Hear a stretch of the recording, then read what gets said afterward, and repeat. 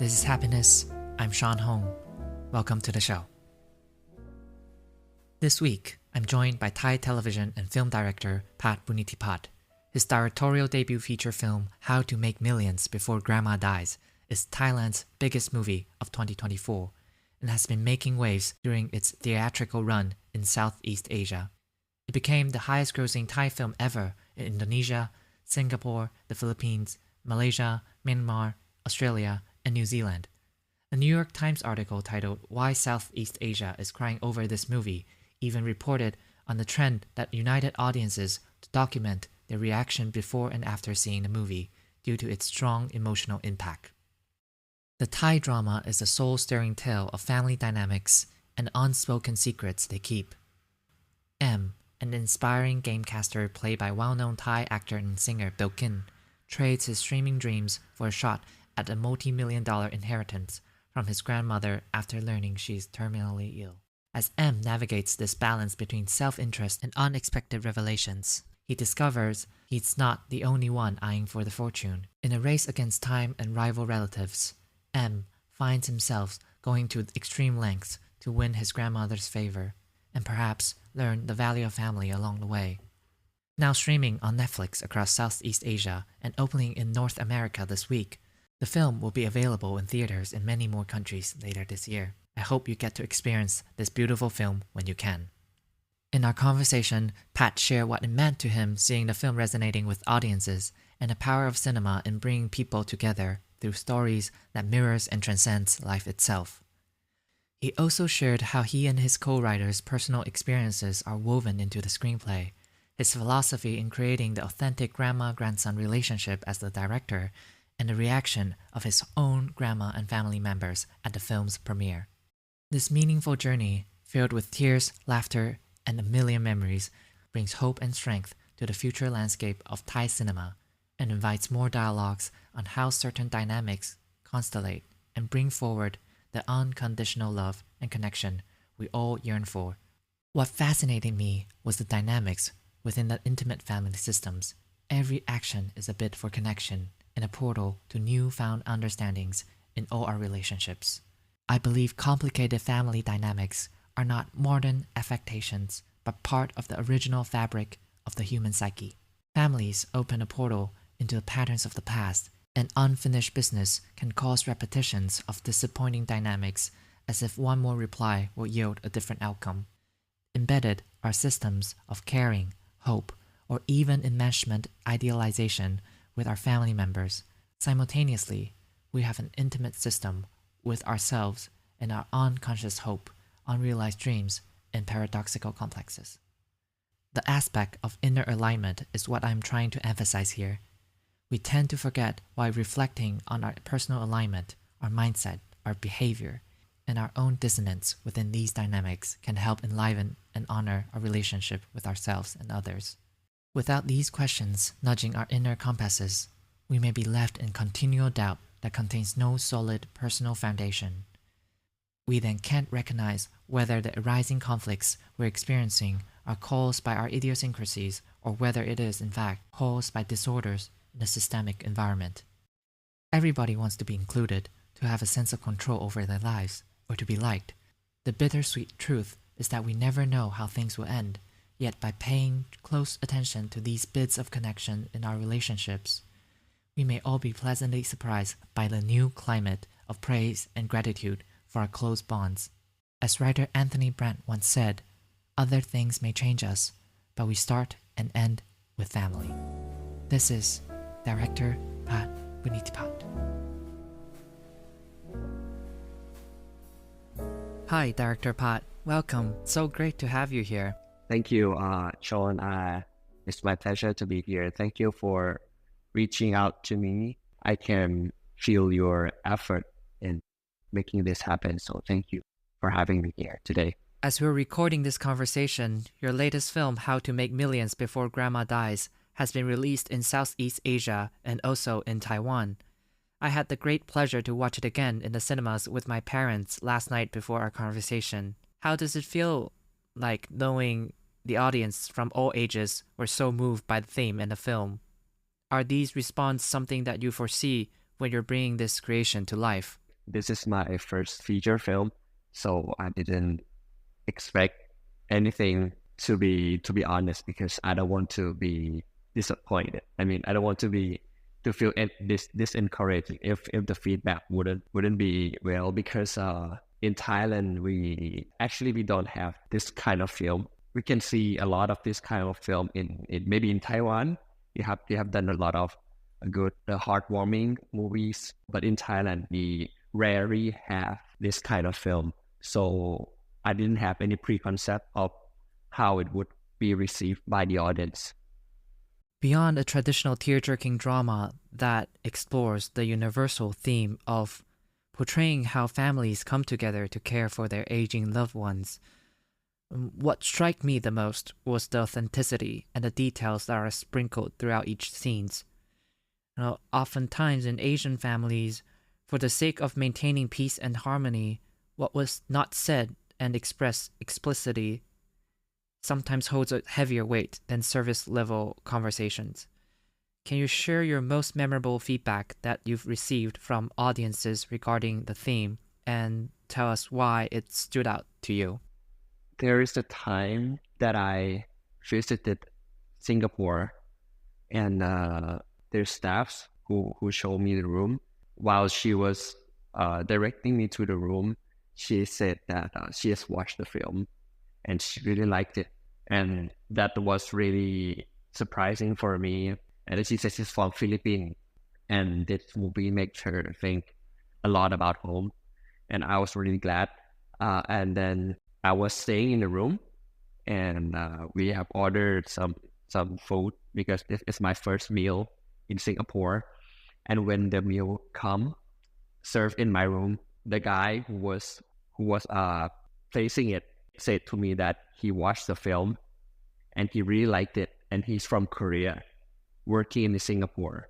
And I was really surprised again, and he said that no matter what I do, he'll always support me and my team. So that's a kind of blessing that I didn't expect at all, that it would happen to me and the people who involved in this film. Yeah, that's such a testament of how cinema, like a great book or an unforgettable conversation, can have a profound emotional impact that shifts something in our inner world and the way we move on with our lives. People see themselves in the characters, and I think that the laughters and tears are reminders that even though sometimes it can be difficult to confront and articulate feelings we have towards our families, they are valid and they exist within all of us. Do you still remember the first time watching the film in the cinema with an audience? How was that different from your initial expectations when you are going through the post-production process? I remember it vividly, because the reaction of the audience it was completely different from what we were doing in the editing room. I think the main point is that I have never done any kind of film which is close to this genre. Also, the editor, he's never edited any movie like this before. Usually it's either comedy or horror that he has been doing before. But with this film, we try to be very precise about how the audience would react to this story, how we can make each passing seconds meaningful to us and to the audience. It's always been that kind of process, but we didn't expect anything from the audience. Like we were always talking about, oh, what do you think it would do? Because this editor, he also edited a Thai film called Pima. It was one of the most successful film in Thailand. It was the highest grossing film of all time in Thailand. So we were like comparing this film to that one. And he said that he has no idea how it would do in the box office, but he thinks it wouldn't reach that much because Thai people doesn't watch, like maybe Thai people doesn't watch as much drama as they watch comedy. But he said to me that he thinks this film will hit deeper. What really unexpected is that the audience laugh a lot more than I expect. They find that what the character does is so funny. But when I was directing it, I directed intentionally to make people laugh. I just directed it the way I see that these characters are so natural. I find it funny for me. I find it lovely for me that the character will have this side unexpected from what it was written originally in the script. I always find that the reaction they have, which makes it human, it's the reaction that people will laugh in the cinema. Yeah, I totally agree that humaneness nourishes us and amplifies our humanity. And I think also it shows the power of being in a cinema, sharing intimate moments with strangers in a pitch dark room. People crave for that experience. It's like the saying, cinema is Athena's polished shield. Those moving images on the silver screen serves as a reflection of happenings which would petrify or stir our souls were we to encounter them in real life. And we were there to be reminded that what's underneath our consciousness and to find a way to wrap our minds around it with more clarity and courage. Yeah, and speaking of the humor, I want to ask more about the process of creating the cheeky banter between the two protagonists. I guess many people would dream of having that type of relationship with their grandma when they watch the movie. And how was the grandma-grandson relationship develop? Were the humor originally scripted in the dialogue? And how do you communicate to help bring out that type of authentic dynamics from the actors? From what I mean is that actually almost every line in the theater was scripted, but there's also many reactions that happen that is not exactly what I wrote in the script. It came naturally from actor and actress, especially M and Ama. What we did is that from my past experience from 2 TV series that I made, it taught me that the more I try to direct actor and actress, the less they become natural. So I try very hard in this film to lay the foundation as much as we could before we go on the production. We did a lot of workshops with acting coach. I even visited Ama Tao, the actress who played Ama, house to see how she actually lived and how could I bring the elements of her life into the story. For example, there's a rag doll, this very old doll, hand knitted, that she always sleep with, and I found that it's very lovely. So I tried to put this in the movie. We share a lot of experience, including Billkin. We share a lot of experience of his real life. Even the dialogue in the movie.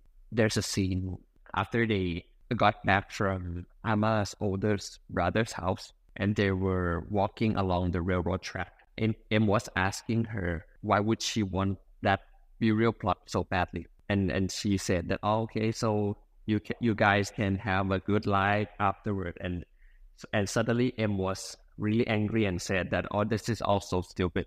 After you die, you just die and you become dirt, you become water, your body just dissolves into nothing. That was actually Billkin's thought when we were talking about the script. I really like it because it really shows how Billkin, as a person, thinks about this situation, and is so much different from what Amas actually thinks. And I think that's beautiful. So I integrated that into the script.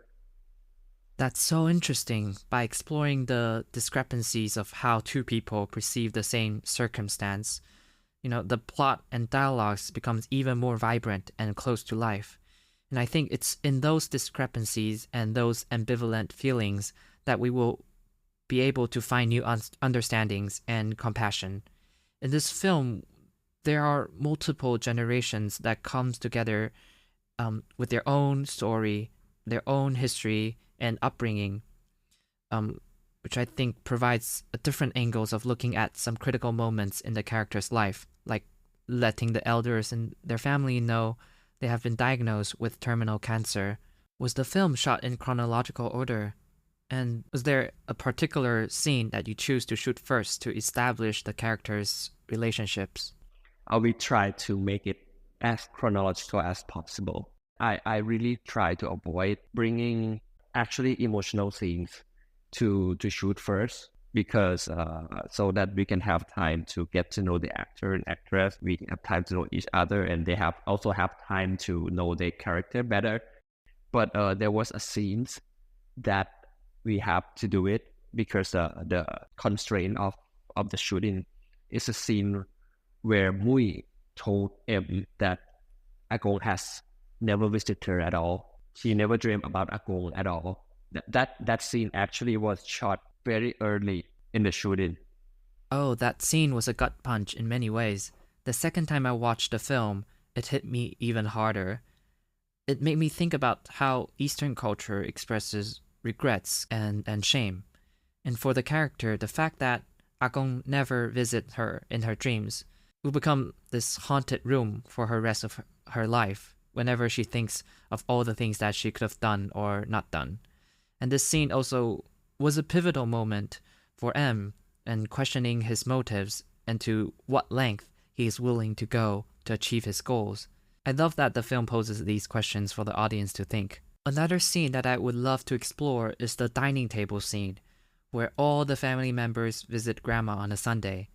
I think that scene stood out to me because as a cinephile myself, I watch a lot of classical movies, especially European cinema, and I always feel like there's something sacred in scenes that revolves around a dining table. For instance, in Eric Romer's films, with scenes that everyone in the family just come and sit together, they acknowledge each other's presence and nourish each other with food and conversations. There's a rhythm between the back and forth of the dialogue, and the way different voices mix and match with each other becomes a great way to showcase their personality and dynamics with each other. And I noticed that there were several interesting blockings in this dining table scene. Maybe this is more of a technical question. I wonder how it was for the crew to shoot that scene. Thank you for the question. While writing the script, while coming up with shots and the way to direct this scene, I found that it's very difficult scene. It's the most difficult scene of all for me to execute it, because so many things happen at the same time, and on one hand we want to capture everything that's happening, so we can see the layers of the relationship they have with each other. But on the other hand, we have to make the information as precise and clear. But at the same time, you have to see all the layers in a way that it has to be unfold very naturally. I did a lot of with my cinematographer and also my actors. I did around like 20 drafts of blocking and camera placement. We keep changing it even until right before the day of shooting. And usually with long scenes and lots of people, we usually shoot coverage. Like we shoot the whole scene in long shot. And then from this angle and another angle, and then we just figure out later in editing room how we should like edit this shot, right? I didn't want to do that because it would be very exhausting for the team and also for me and also for the actor. And because she cannot handle lots of takes, I was very, very specific with the blocking. I was very precise about that. we have one day, we have to have like half a day before the shooting that we invited all the actor and actress of that scenes to rehearse this scenes. And we keep rehearsing it until everybody remember exactly what their blocking in the scenes are. On the day of shooting, they can be just they can just be natural, and they can just live in the scene. And then the camera placement happened afterward. From a plot standpoint, that scene itself holds a lot of weight. The family gathering not only introduces the relationship between each members, but was also the moment that Ama reveals that she knew about her condition. It reminded me of a scene from a movie which you may have seen, Lulu Wang's 2019 film, The Farewell, of an American Chinese children carrying the emotional burden of whether to tell her grandma about her medical conditions. Grappling these problems can be very taxing, and fundamentally it's about whether the grandma has the right to know about what's going on with her body.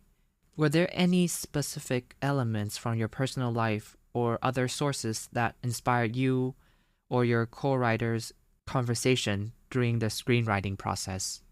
Actually, me and my scriptwriter, we also watched the farewell very early when we will start writing the script.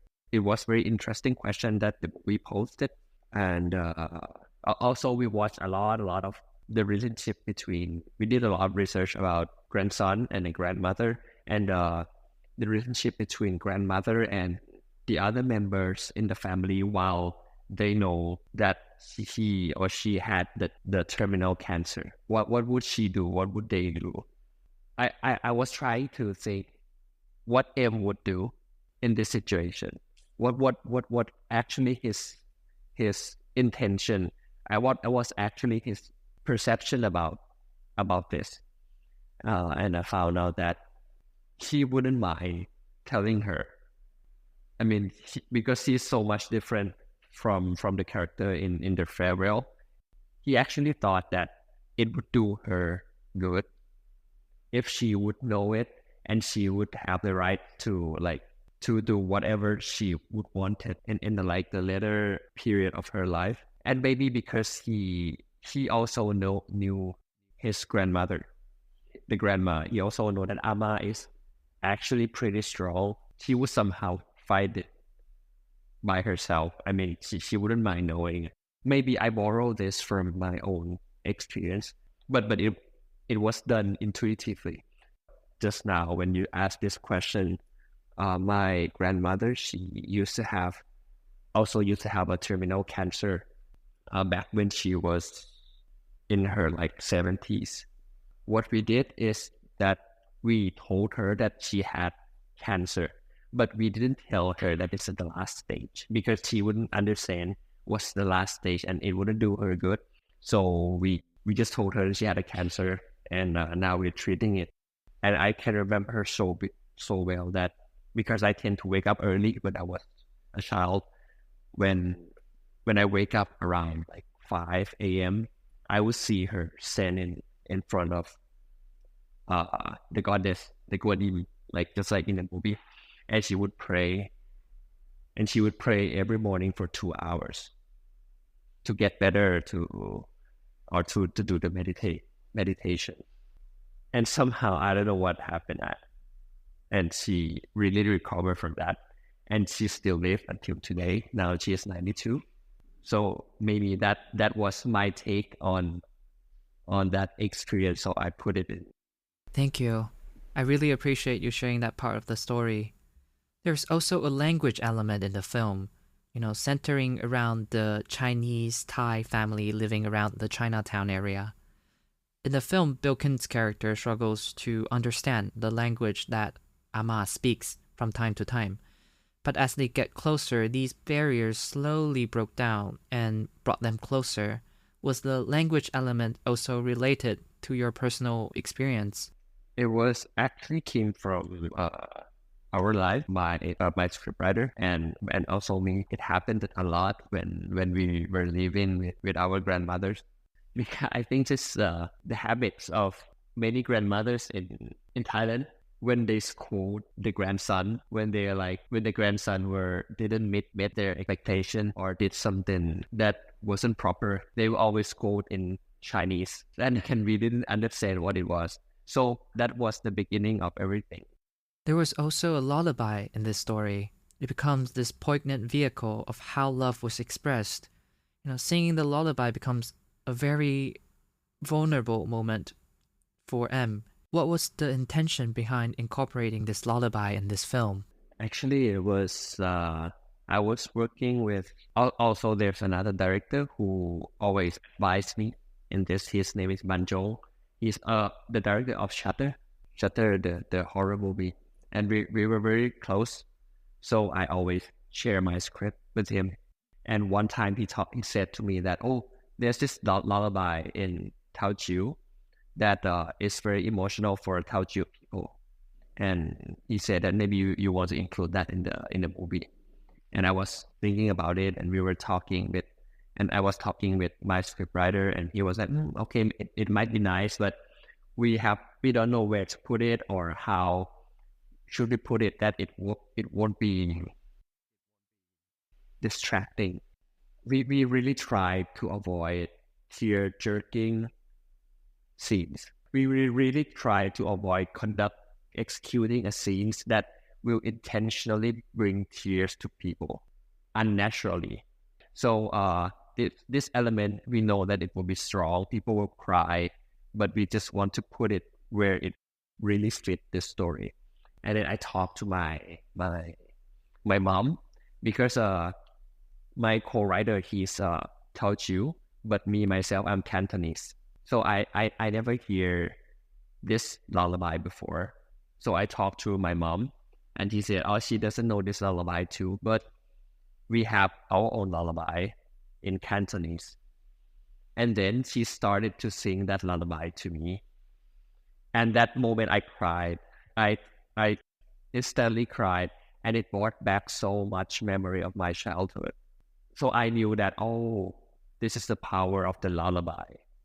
And then we got back to where should it be fit and how actually would it mean for M. One thing that I'm really curious about is your family's reaction upon watching this film. I would imagine it was a very unique experience for all of you. What were their response after witnessing the story that is so close to you coming to life? Oh, thank you for your question. This is a very good question. I brought all of them to the premiere. There were like 20 of them. Also my grandmother and every cousin and every grandchild. But what really surprised me is that, wow, the movie was showing during the premiere. People were laughing and they were crying. And by the end of the movie, people cried a lot. But I was really busy on that day because right after the premiere ends, I have to rush to another cinema to give Q&A to the other audiences. So I have very little time to see my family. But so in the movie, I rushed to my family. I ran upstairs to the seats where my family sat. And what's really unexpected is that the other audiences were crying, but my family were stunned. They were really stunned. I remember that my mom, my dad, my sister, and many of my cousins, they have nothing. They have no tears in their eyes at all. They have like this question mark sign up their head. They were like they were processing. Not question mark. They were like processing. They're still like processing. And then I ran to my grandmother, and I also filmed her, asking her that, how did you feel about the movie? How did you feel about this movie? And she turned to me and she said, it's just normal movie. and I was laughing so much. And she said that her life was so much harsher than this movie. I was like, okay. And yeah, but she enjoyed it. She didn't sleep. she didn't fall asleep. So that's a good sign. And then I ran to my family. I talked to my family afterward. They said somehow like they kind of know what each character is gonna say right before they say it on the screen, because it was so real, and it was the person that actually in our family. So it wasn't surprising for them, and because the reason that the story and the character was so close, that is even too close to them, they didn't know how to react. It's like their life portrayed before them, so they didn't know how to react to this, or they thought too much that, oh, and how would others react to our story, our character. There was so much of the thinking process went on in their head while they were watching this film. So yeah, that was really interesting for me. Wow. Those response of being totally stunned, I think, might just be the greatest compliment of what you achieved. I suppose they were speechless due to how real and true the story felt for them. At that moment, it was challenging to find the words to describe its impact. But I'm certain there's a lot churning inside after the viewing. Oh, thank you very much. Until this day, we still, my family, they like congratulate me a lot, but we don't really actually talk about the content in the movie. Not at all. We talk about the feedback. We talk about the box office and how does it do in each country, but they never talk about the content. They never talk about the character or the story. After the break, more from director Pat Boonnitipat. Hi, this is Sean. I want to thank you, yes, you, the listener, for supporting this independent project. It has been truly rewarding to hear all of your feedback and encouragement. With only 4 episodes out for this season, we already hit over 10,000 views on YouTube and 8,000 listens on Spotify. I'm very grateful to be able to do this, and I hope you can continue to support Happenus by sharing it with your friends and leave a review on Apple Podcasts or Spotify. Thank you. Now, back to the conversation. There's a reason why this is the highest grossing movie in Thailand to date this year, and I believe it's an invitation to more important conversations. Perhaps many will be propelled to call their grandma and reflect on their own stories with their families, to become an even better son, daughter, or grandchildren that treats their close relationship with more respect and dignity. Thank you so much, Sean. Thank you for your kind words. Yeah, it's so touching that because of this movie, people feel like they are part of this positive movement. And just circling back to the beginning when you said movies like this are unique in Thailand's movie scene, can you share with us the current state of Thai cinema and what doors do you think this movie would help open for many projects to come? I think before this movie was released, Thai filmmakers were kind of like depressed because the movie hasn't done well, especially in other genre that wasn't already popular. We like comedy, like slapstick comedy or horror or BL, as they call it. If it's not in the realm of this genre, many studios would believe that it wouldn't do well. It might has a good message or it can be a good film, but it cannot do well in box office. So I think many ideas were killed before they were put to make. But after this film was released and get this kind of attention and box of and wins at box office, I think many Thai filmmakers, or even in Southeast Asia or in Asia, are being more positive about the thing that they really want to do, about the art that they really want to convey, or about the memory that they wanted to share. I think many projects will be reconsidered and it will be made to meet the voice that they deserve. I think it's going in the better direction. That's fantastic. I do believe more stories like this should be told in various bold and creative ways. Yeah, no matter the budget, they have a place in cinema. And independent cinema has always been the backbone of this medium, and I think there are so much talent out there who just needs a chance to share their stories and what they're capable of. I always refer to what director Bong Joon-ho said in his acceptance speech during the Academy Awards when he got Best Director.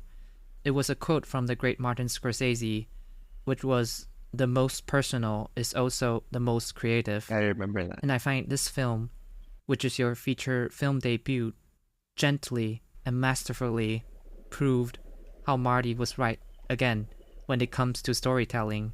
I believe people will come together because of your film, and it'll drive the industry to explore more possibilities of the many aspects of Thai cinema. Thank you. Thank you, Sean. One last question before we end. I want to echo back to the theme of this podcast. I made this podcast with the intention to bridge personal narratives to the collective societal and environmental happenings we share together. And I believe that we all seek moments of unity and oneness. The goal of life, be it the rhizome that seeks to become a leafy plant, or embryo that seeks to become the soul-bearing individual, is wholeness. So, Director Pat, can you share a poignant moment in your life when you felt an inseparable connection to the collective whole, where your individuality is dissolved into this one big us? That's a very interesting question. I never thought about that before. I think during the process of making this movie, especially during the shooting, there were so many people involved in the shooting, and because these cinematographer, assistant director, costume designer, production designer, these people are the people that I already knew, and I knew that they were so good. So I tried my best to bring the best out of them and to be collaborate. The work of each department will be shown and displayed together, but at the same time, it will become one thing. It will become the same thing. I think during that production process, it was interesting for me to see the movie that I wrote with my scriptwriter, the story that was once a letter, like converting or forming itself by hands and thoughts and memories of all of my team. To put it more visually, when I gave out the script and they read the script, I always ask every one of them how would they feel, how did they feel about the script, and what memory did it stir. And then I try to encourage them to use that memory of their own childhood, own life. Like, for example, the production designer, he went back to his mother's house and he like collecting this pattern of his mother, that his mother is the one who always collect things, like his old bicycle or even his console or his picture when he was really small. And he used that memory of his mother to recreate the grandmother's house. Also, the costume designers, she reflect back to her family, how would they dress, how would the grandmother dress, and then she brought that into the movie. And everyone in the team just collecting the memory, and then we all put it together in this movie. I didn't tell them what to do at all. I just share this story with them, and they share their story with me. And it's all about the process of sharing. And then this movie was formed. Also, the actor, if you see some interview from Billkin, he always say that he didn't act, he just live on set. He just live in the scenes. I think during the process of making this movie is somehow connecting me with all of my team. Surprisingly, that when this movie was shown, people like you, Sean, or people in many countries also connected to what we were sharing. So that I think is really meaningful for me, and it's a very meaningful time of my life. Yeah. Thank you for sharing that. Collaborating on something meaningful and achieving it together with people that you trust wholeheartedly makes life so sweet and rich. You're absolutely the perfect captain for this ship, and just want to congratulate you again for all the success that this film has received. And also on a personal note, thank you for making me laugh, thank you for making me cry, and thank you for touching my soul deeply, for me and my family. I look forward to seeing how this film will connect with audience all around the world. Thank you. Thank you so much, Sean. Thank you.